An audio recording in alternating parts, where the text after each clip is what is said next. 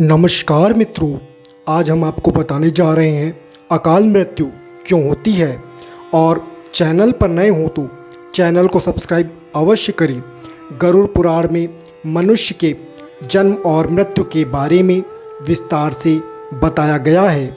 गरुड़ पुराण में बताया गया है कि मृत्यु ही काल अर्थात समय है, और जब मृत्यु का समय निकट आता है तो जीवात्मा से प्राण और देह का वियोग हो जाता है। प्रत्येक मनुष्य के जन्म और मृत्यु का समय निश्चित होता है, जिसे पूरा करने के बाद ही मनुष्य को मोक्ष की प्राप्ति होती है और वह पुनः दूसरे शरीर को धारण करता है। परंतु जब किसी की अकाल मृत्यु हो जाती है तो उस आत्मा का क्या होता है। गरुड़ पुराण में बताया गया है कि मनुष्य के जीवन का 7 चक्र निश्चित है।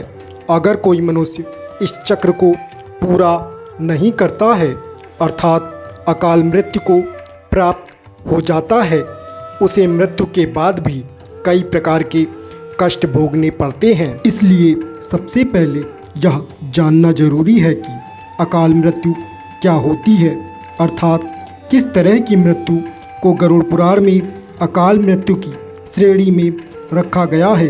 गरुड़ पुराण के सिंहावलोकन अध्याय में बताया गया है कि यदि कोई प्राणी भूख से पीड़ित होकर मर जाता है या किसी हिंसक प्राणी द्वारा मारा जाता है या फिर गले में फांसी का फंदा लगाने से जिसकी मृत्यु हुई हो, अथवा जो विष, अग्नि आदि से मृत्यु को प्राप्त हो जाता है, अथवा जिसकी मृत्यु जल में डूबने से हुई हो, या जो सर्प के काटने से मृत्यु को प्राप्त हुआ हो, या जिसकी दुर्घटना या रोग के कारण मौत हो जाती है, ऐसा प्राणी अकाल मृत्यु को प्राप्त होता है।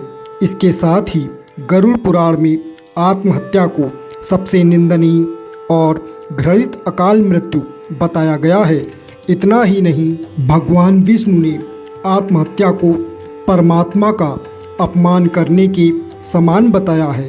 साथ ही गरुड़ पुराण में बताया है कि जिस मनुष्य अथवा प्राणी की मृत्यु प्राकृतिक होती है वह 3, 10, 13 अथवा 40 दिन में दूसरा शरीर प्राप्त कर लेता है। किंतु जो व्यक्ति आत्महत्या जैसा घृणित अपराध करता है, उस प्राणी की जीवात्मा पृथ्वीलोक पर तब तक भटकती रहती है जब तक वह प्रकृति के द्वारा निर्धारित अपने जीवन चक्र को पूरा नहीं कर लेता है। ऐसी जीवात्मा को ना तो स्वर्गलोक की प्राप्ति होती है और ना ही नरक लोक की प्राप्ति होती है। जीवात्मा की इस अवस्था को अगति कहा जाता है।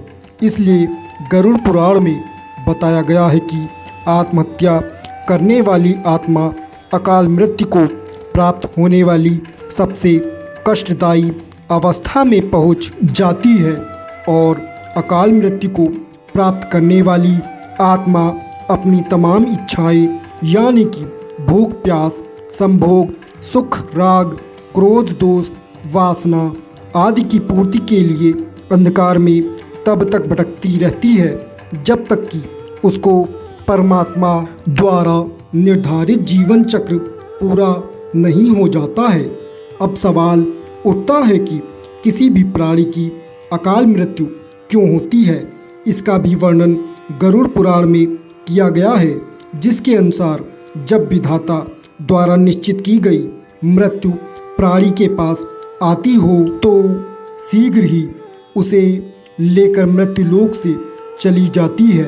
प्राचीन काल से ही वेद का यह कथन है कि मनुष्य 100 वर्ष तक जीवित रहता है, किंतु जो व्यक्ति निंदित कर्म करता है वह व्यक्ति शीघ्र ही भ्रष्ट हो जाता है।